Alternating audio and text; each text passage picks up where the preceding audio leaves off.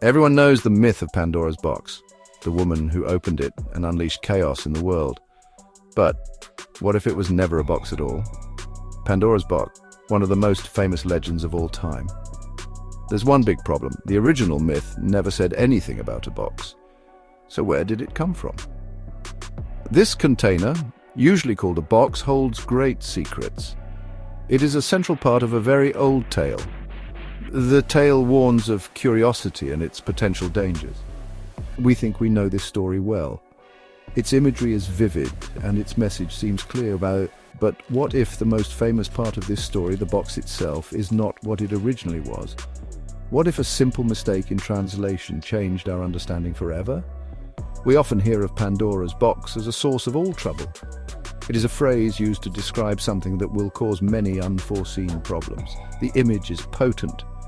A woman, a locked container, and a moment of weakness. This leads to the unleashing of all evils upon the world. But the truth behind this famous box is more complex. The myth of Pandora comes from ancient Greece. The journey of Pandora's container from an ancient jar to a modern box is a fascinating story in itself. The commonly told version of Pandora's myth is quite dramatic. Zeus, king of the gods, was angry with Prometheus. Prometheus had stolen fire from heaven and given it to mortals. To punish mankind, Zeus devised a clever plan. He ordered Hephaestus, the smith god, to create a woman. This woman was Pandora, meaning all gifted. Each god and goddess bestowed a gift upon her. Athena gave her skills in crafts. Aphrodite gave her beauty.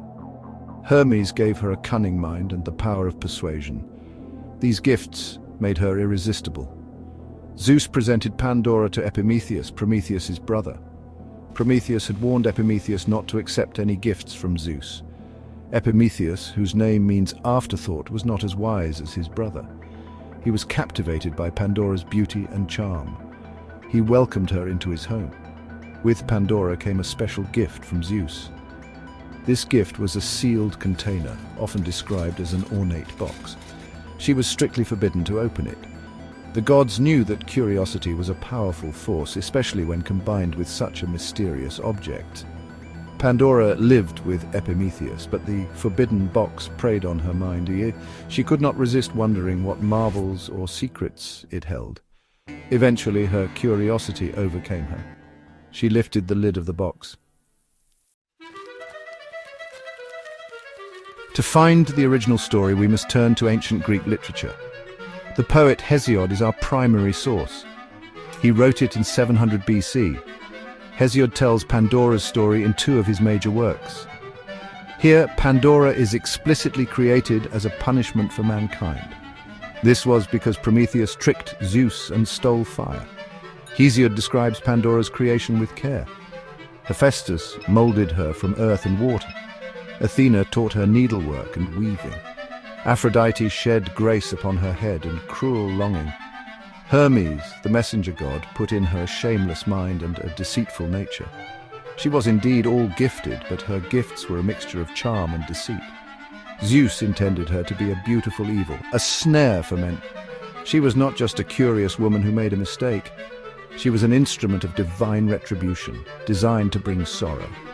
In Hesiod's version, Pandora is given to Epimetheus. He, true to his name, accepted her despite Prometheus's warnings. It is crucial to note what Hesiod says about the container. He does not mention a box. The Greek word Hesiod used was Pithos. This term refers to a specific type of ceramic storage container. A Pithos was not a small, delicate casket. It was typically a large earthenware jar. These jars could be quite substantial, sometimes as tall as a person. They were used for storing a variety of essential goods. Wine, olive oil, grain and salted fish were commonly kept in Pithos. They were a common sight in ancient Greek households, storerooms and on ships. Their function was practical and vital for daily life and commerce. Pithoi were made from clay and fired in a kiln. They often had a wide mouth and a tapering body. Many were partially buried in the ground to keep their contents cool. They could also be used for fermentation, like in winemaking. Some pithoi were beautifully decorated, while others were plain and utilitarian. Their size and weight meant they were not easily portable. Opening a large pithos would require effort. It was not a casual act of lifting a small lid. The transformation of Pandora's Pithos into a box is a fascinating tale of scholarly error. It occurred much later in the 16th century. The culprit was the renowned Dutch humanist and theologian Desiderius Erasmus. Erasmus was a leading scholar of the Renaissance. He was instrumental in reviving classical learning. He translated many Greek texts into Latin, making them accessible to a wider European audience. In 1508, Erasmus included Pandora's story in his collection of proverbs. This work became incredibly popular. When translating Hesiod's account, Erasmus encountered the word Pithos. For reasons that are not entirely clear, he rendered it into Latin as pyxis. A pyxis was a small cosmetics box or jewelry casket. It was typically used by women. This was a significant change in meaning. A large earthen storage jar became a small, often ornate personal container. Why Erasmus made this choice is debated. Perhaps he was unfamiliar with the precise meaning of Pithos. Or maybe he thought a pyxis was a more fitting attribute for a woman in the story. Whatever the reason, his translation had a profound impact. Once Pandora's container became a box, this image began to spread through European culture. Artists and writers embraced the new interpretation. The box, often depicted as ornate and alluring, became a powerful visual symbol.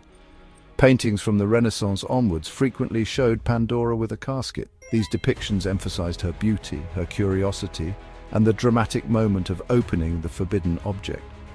The evils escaping were often personified as dark, shadowy figures or monstrous forms. Hope, if shown, was a delicate light figure. In literature, the theme of Pandora's box became a common motif. Poets and playwrights used it to explore themes of temptation, responsibility, and the origin of suffering. John Milton alludes to Pandora, linking her story with that of Eve.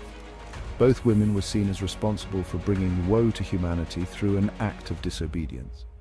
The box, being a man-made object, also subtly shifted the focus. It was less about the raw elemental forces contained within an earthen jar.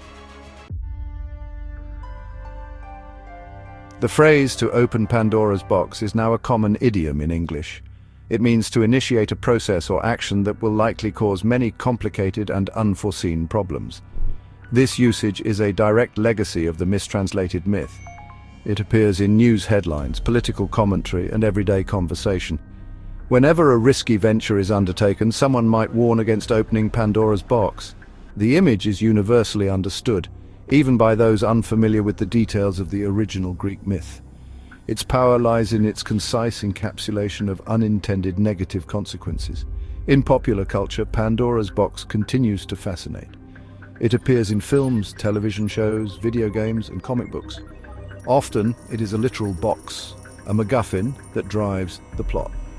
It might contain ancient evils, powerful magic, or forbidden knowledge.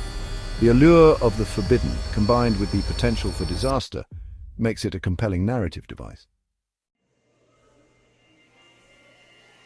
In ancient Greece, the Pithos was far more than just a container for woes. It held deep symbolic meaning tied to the cycles of life, death, and sustenance. As a storage vessel for essentials like grain, wine, and oil, the Pithos represented abundance and the fruits of the earth. It was a symbol of nourishment and the security of a well-stocked home. These were vital aspects of life in an agrarian society. To see such a vessel become the source of evils would have been a shocking inversion of its usual role, emphasizing the severity of Zeus's punishment. The connection of Pithoi to burial practices is also profoundly significant. In some early Greek cultures, particularly the Minoan and Mycenaean civilizations that preceded classical Greece, large Pithoi were used as coffins, especially for children. This practice links the Pithos to the earth, to which the body returns. It can be seen as a womb-like enclosure, returning the deceased to the embrace of the Earth Mother. Therefore, Pandora opening a Pithos could be interpreted as disturbing the resting place of spirits, or releasing chthonic, underworld forces. This adds a layer of sacred dread to her act. It is fascinating to consider whether Erasmus's mistranslation has, paradoxically, helped the myth of Pandora endure and evolve. While the original Pithos carried rich, earthbound symbolism for the ancient Greeks, the image of a box has proven remarkably adaptable and potent for later cultures. The box is a more universal symbol of secrets, hidden contents, and the allure of the forbidden. Its smaller, more personal nature perhaps makes Pandora's temptation more relatable to a modern audience, focusing on individual psychology rather than grand cosmic events. The box lends itself easily to metaphorical use. Opening Pandora's box has become a powerful and concise idiom applicable to countless situations. This linguistic success has undoubtedly contributed to the myth's continued presence in our collective consciousness. Had it remained a Pithos, a term unfamiliar to most outside classical studies, the myth might not have achieved such widespread idiomatic currency. The very specificity of the Pithos, so meaningful in its original context, could have limited its broader appeal across different times and cultures. The box, being more generic, became more versatile. Ultimately, while the shift from Pithos to box represents a loss of original context and symbolic depth, it may have been a fortunate error for the myth's longevity. The truth may be in the jar, but the legend lives on with the box. We thought it was a box, but the truth was buried in language, culture, and time itself. Like and subscribe for more travel history adventures.